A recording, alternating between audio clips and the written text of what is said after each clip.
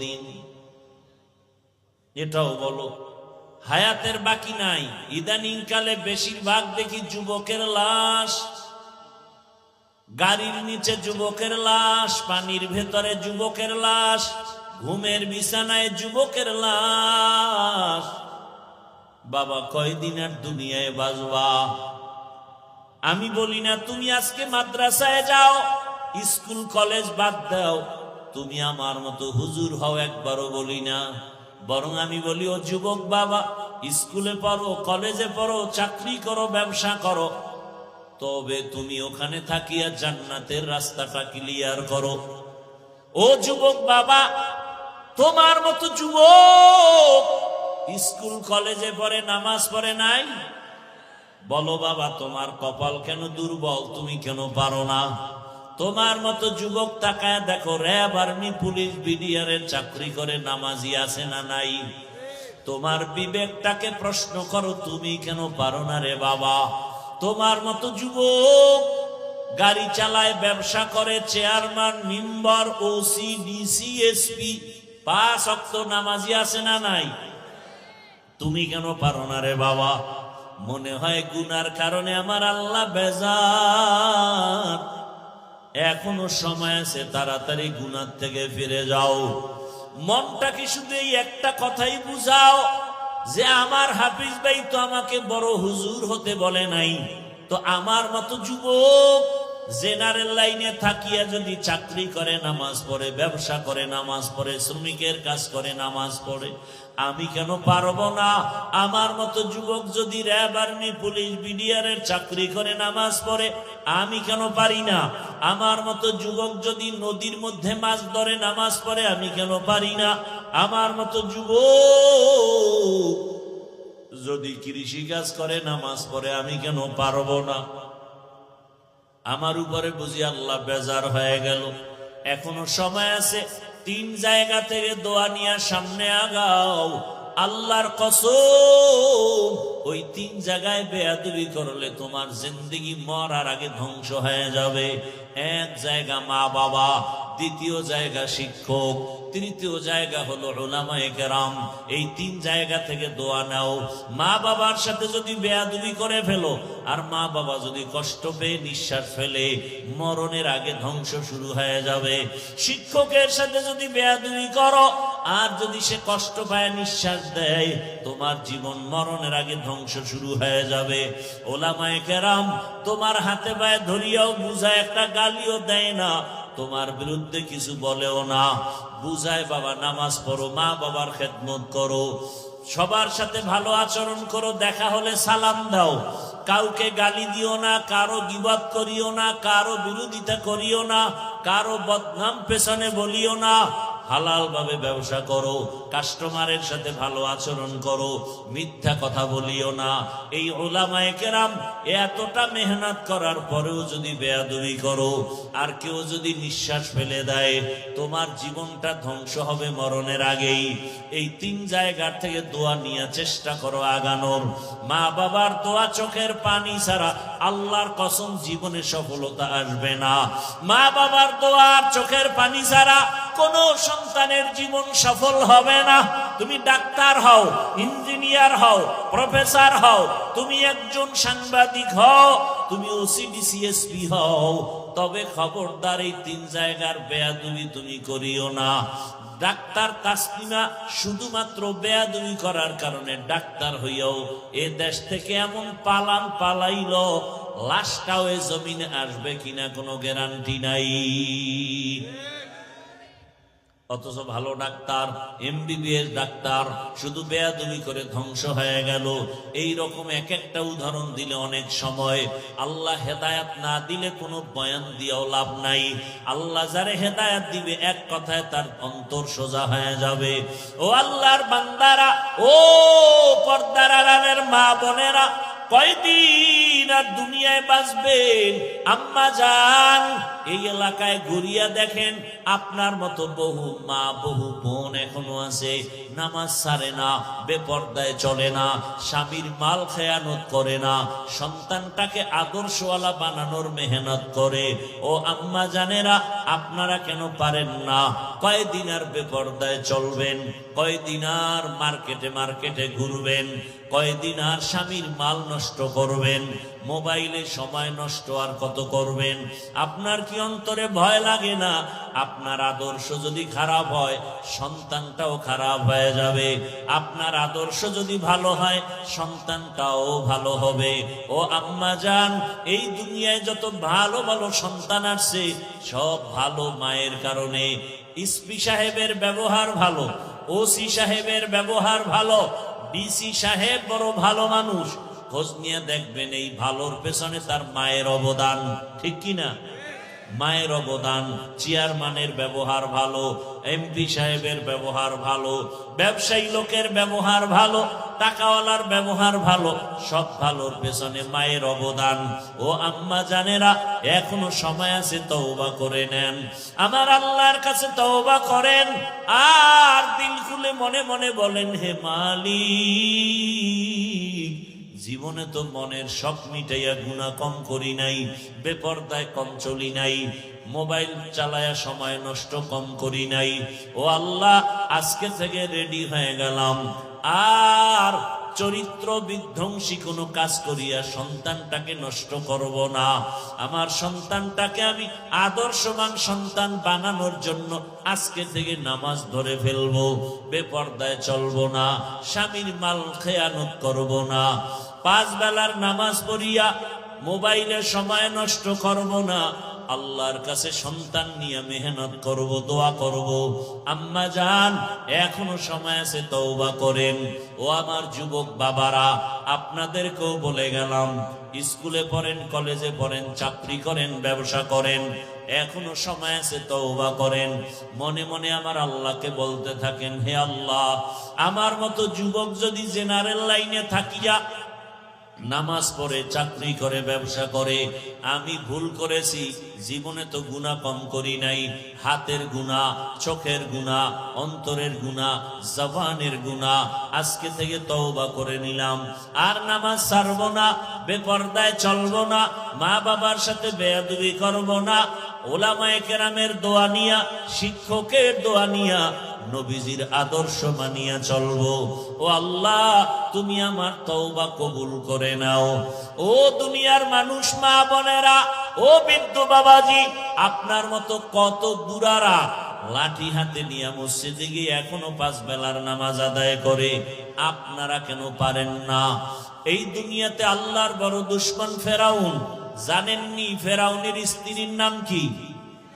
আসিয়া। আল্লাহর কাছে আসিয়ার এত মূল্য, কিয়ামতের ময়দানে নবী বলেন, জান্নাতে আমি আসিয়ার সাথে, আমি মুহাম্মদের সাথে বিয়া হয়ে যাবে। এত বড় বেঈমান ফেরাউনের ঘরে আসিয়া থাকিয়া কেমন ভাবে আল্লাহকে আপন বানায় নিলেন। যেই আসিয়ার জবানে ফেরাউন একদিন অগোচরে শুনে ফেললো আসিয়ার জবানে আল্লাহর জিকিরের আওয়াজ। ফেরাউন ডাক দিয়ে, কে আসিয়া, কার নাম নিলা? বলে, আমার রবের নাম। ফেরাউন বলে, আমি তো মিশরের রব।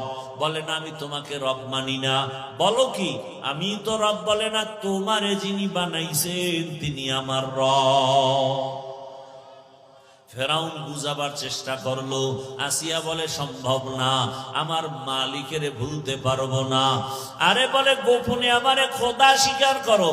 আসিয়া ডাক দিয়ে কয়, রে ফেরাউন, মিশরের মানুষ উল্টা পাল্টা করে, তোমার অগোচরে তুমি দেখো না, কিন্তু আমার মাওলা এমন দয়ার মালিক, আমার আল্লাহকে ফাঁকি দিয়া গোপনে কোনো অন্যায় করা যাবে না। আমি আমার আল্লাহকে আপন বানায় নিলাম, ওই আল্লাহর বিরোধিতায় আমি যেতে পারবো না। যে রব আমার হায়াতের মালিক, যেই রব আমার মউত দেওয়ার মালিক। ফেরাউন দেখে সোজা কথায় হয় না, এবার আসিয়াকে ভয় দেখানো শুরু করলো, তোমারে ঘুমাইতে দেওয়া হবে না, আসিয়ার বিছানা আলাদা করে দাও, খানা বন্ধ করে দাও। এবার কষ্ট শুরু। এত কষ্টের পরেও আসিয়া আমার আল্লাহকে ভুলে নাই। সর্বশেষ ফেরাউন সিদ্ধান্ত নিল মানুষের সামনে আসিয়াকে শুলিবিদ্ধ করে ফাঁসি দিয়া মারা হবে। ঘোষণা হয়ে গেল। দেশের হাজারো মানুষ দেখার জন্য মিশরের ময়দানে হাজির। আসিয়ার ফাঁসি হবে ফেরাউনের স্ত্রী। ফেরাউনকে খোদা না মানার কারণে যখন আসিয়াকে শুলির মঞ্চে নেওয়া হয়, আসিয়া চোখের পানি ছেড়ে কাঁদে। হঠাৎ করে তাকায় দেখে রাস্তা দিয়া জমানার নবী মুসা হেঁটে হেঁটে যায়। আসিয়া চোখের পানি ছেড়ে বলেন, ও নবী, জানেননি আমি আসিয়ার কি হালাত? মুসা নবী বলে, হ্যাঁ জানি, তোমার ফাঁসি হবে শুনেছি। বলে, আপনার কাছে কোনো দুঃখ নাই, আপনি আমার জন্য দোয়া করবেন। আর একটা কথা বলেন, আমার এই মুহূর্তে আমার আল্লাহ আমার উপরে কেমন অবস্থায় আছেন?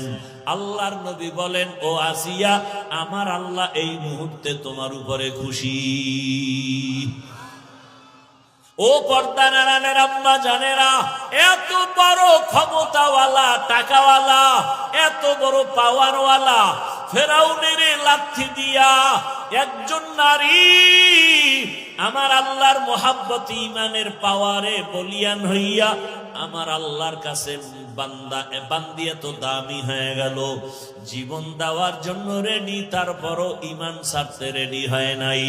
ও আম্মা জানেরা, এখনো সময় আছে আসিয়ার মতো আল্লাহর উপরে তওবা করেন, যে মরিয়া গেলে জীবনে হাতের দ্বারা গুনাহ করব না, যারা গুনাহ করে তাদেরকেও সাপোর্ট করব না ইনশাআল্লাহ। যা আমি নামাজ ছাড়ব না, যারা নামাজ ছাড়ে তাদের সাপোর্টও করব না। আমি বেপরদায় চলব না, যারা বেপরদায় চলবে তাদের সাপোর্টও করব না। আমি ইসলাম ছাড়ব না, যারা ইসলাম মানে না তাদের সমর্থনও করব না। ও আম্মা জানেরা, ও আসিয়া মুসা নবীর কথা শুই না আরো দিলটা নরম হয়ে গেল, এখনই ফাঁসির মঞ্চে যাবে। আসিয়া আসমানের দিকে তাকাইয়া একটা চিৎকার দিয়া আল্লাহর কাছে একটা আবদার জানাইলো। ক্বালাত রব্বি ইবনিলি ইনদাকা বাইতান ফিল জান্নাহ। কোরআনের আয়াত। আল্লাহর কাছে কান্না করে বলে, হে মালিক, তুমি জানো দুনিয়াতে এত ক্ষমতা, টাকা, কিন্তু আমি আসি এত বড় ফেরাউন ক্ষমতাওয়ালার ঘরে থাকিয়া আমারে ঘুমানোর বিছানাও দেয় নাই। এত বড় পাওয়ারওয়ালা রাজার ঘরে থাকিয়া আমারে খানায় কষ্ট দিয়েছে, থাকার জায়গা দেয় নাই। বিদায় বেলা মালিক, তোমার কাছে আমার একটা আবদার, জান্নাতে তোমার পাশে একটা আমার জন্য ঘর বানাইয়া দিও। আসিয়া দোয়া করা মাত্র এইবার মোনাজাত শেষ করিয়া ফাঁসির মঞ্চে যাবে। আসিয়ার কান্না শেষ, হাসিতে হাসতে হাসতে যাচ্ছে। ফেরাউন কয়, আসিয়া এতক্ষণ কান্না করলা, এখন কেন হাসো? আসিয়া কয়, ও বেঈমান ফেরাউন, তুমি জানো না আমার মালিক আমাকে নেওয়ার জন্য, আমার রুহটা নেওয়ার জন্য ফেরেশতা পাঠাইছে। আমি দেখতেছি আসমানে হাজারো লাখো ফেরেশতারা আমার রুহ জান্নাতে নেওয়ার জন্য অপেক্ষায় আছে। আর আমার মাওলা এমন এক জান্নাত আমার জন্য বানাইছেন, ওই জান্নাতের ছবিও আমি দেখতেছি। এই কারণে আমি খুশিতে হাসতেছি। তাড়াতাড়ি আমাকে ফাঁসি দাও, আমি আমার রবের মোলাকাতে চলে যাব। আসিয়া হাসতে হাসতে কালেমা পড়িয়া এরপরে দুনিয়া থেকে বিদায় হয়ে গেল। নবী বলেন, আসিয়ার এত দাম, হাসরের ময়দানে জান্নাতের 8টা দরজা খোলা হবে। 4 জন নারীকে সব জান্নাতের দরজা দিয়া দারওয়ান ফেরেশতারা ডাকবে, তোমাদের হিসাব নাই, আসো জান্নাতের দরজা খোলা, আসো। ওই 4 নারীকে ডাকবে, এর মধ্যে একজন হলেন আম্মা জান খাদিজা রাদিয়াল্লাহু আনহা, আর একজন নবীর কলিজা ফাতেমা রাদিয়াল্লাহু আনহা। এইভাবে আল্লাহ ডাকবেন। আল্লাহ আসিয়ারও ডাকার ব্যবস্থা করবেন। ও পর্দার আড়ালের মা, ইমানদার হইছে মুসিবতে পড়ে না, এটা কোনো ইতিহাস নাই। ইমানদারের জন্যই পরীক্ষা মুসিবত। ও আল্লাহর বান্দারা, এখনো সময় আছে, তওবা করে নেন। মনে মনে আমার আল্লাহকে বলেন, হে আল্লাহ, জীবনে তো গুনাহ কম করি নাই, আমার গুনার খবর আমার মা বাবা ভাই বোন আপন কেউ জানে না। যদি জানতো কেউ মোহাব্বতে নজর দিত না। ও আল্লাহ, আপনি জানেন। এরপরও রাগ করিয়া খানা বন্ধ করেন নাই, বাতাস বন্ধ করেন নাই, পানি বন্ধ করেন নাই। ও আল্লাহ, বরং আপনি আমাকে তওবার দরজা দিয়া ডাকতেছেন। ও আল্লাহ, আজকে তওবা করে নিলাম, আর গুনাহ করব না, নামাজ ছাড়ব না, দাড়ি কাটবো না, বেপরদায় চলবো না। নবীজির আদর্শ মেনে, মা বাবার দোয়া নিয়া, শিক্ষকের দোয়া নিয়া, উলামায়ে কেরামের পরামর্শ নিয়ে চলবো। তওবা করার মতো যদি নিয়ত হয়, খাঁটি তওবার নিয়ত যাদের আছে, দুটো হাত আল্লাহকে দেখাইয়া দাও। আয় আল্লাহ, হাতগুলো কবুল করে নেন, তওবা কবুল করে নেন। তওবার উপরে মজবুত হইয়া চলার মতো তৌফিক দান করেন, আমিন। আলহামদুলিল্লাহি রাব্বিল আলামিন, ওয়াসসালাতু ওয়াসসালামু আলা সাইয়্যিদিল আমবিয়া ওয়াল মুরসালিন ওয়া আলা আলিহি ওয়া আসহাবিহি আজমাইন। ইয়া আরহামার রাহিমিন, ইয়া আরহামার রাহিমিন, ইয়া আরহামার রাহিমিন। রব্বিরহামহুমা কামা রব্বায়ানি সগীরা। আল্লাহুম্মা ইন্নাকা আফুউন কারীম, তুহিব্বুল আফওয়া ফা'ফু আন্না। আল্লাহুম্মা ইন্না নাসআলুকা রিযাকা ওয়াল জান্নাহ ওয়া নাউযু বিকা মিন সাখাতিকা ওয়ান নার। আল্লাহুম্মা ইন্না নাউযু বিকা মিনাল বারাসি ওয়াল জুনুনি ওয়াল জুযামি ওয়া সাইয়্যিল আসকাম। আল্লাহুম্মা ইন্না নাসআলুকা ইলমান নাফিআ ওয়া রিজকান ওয়াসিআ ওয়া শিফাআন মিন কুল্লি দা। ও দয়ার মালিক,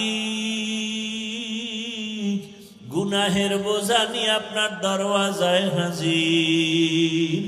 কত উলামায়ে কেরাম, কত মুরব্বী, হাজী সাহেব, ব্যবসায়ী, চাকরিজীবী, আয় আল্লাহ, আমার কলিজার কত যুবক, আমার ছাত্র ভাই, পর্দার আড়ালের মা বোনেরা, আমরা সবাই গুনার বোঝা নিয়ে হাজির হয়েছি তওবার নিয়তে। আর গুনাহ করব না রে আল্লাহ, আর নামাজ ছাড়ব না, দাড়ি কাটবো না, বেপরদায় চলবো না। মা বাবার দোয়া নিয়া, শিক্ষকের দোয়া নিয়া, উলামায়ে কেরামের দোয়া পরামর্শ নিয়া, নবীর সুন্নাত অনুযায়ী চলবো। আমাদের তওবা কবুল করে নেন। তওবার উপরে মজবুত হইয়া গুনাহমুক্ত চলার তৌফিক দান করেন।